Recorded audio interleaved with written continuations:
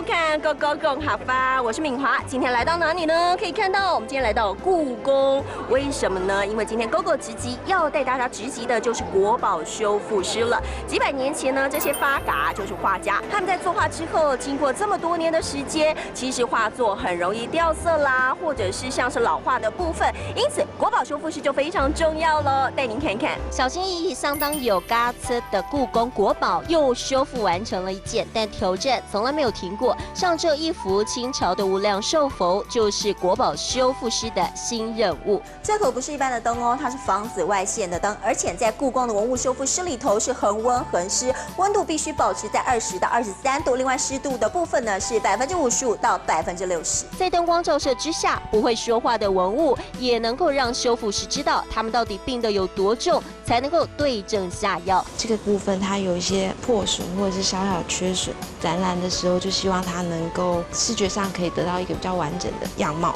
看看这些画作都是发嘎几百年前画的，要怎么在修复过程保护文物也是关键，所以连文物修复室的湿度还有温度都得要好好控制。因为它不像一般的树脂，天然气必须要在一个特殊的温度比较温暖，然后湿度比较高的环境，它才会干。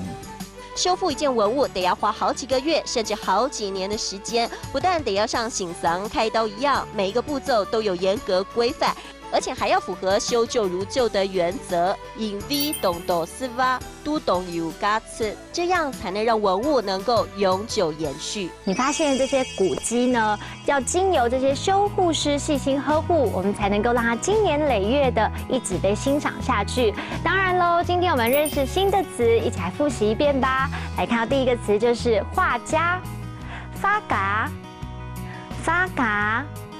第二个呢，来看到这个词就是价值，嘎策，嘎策。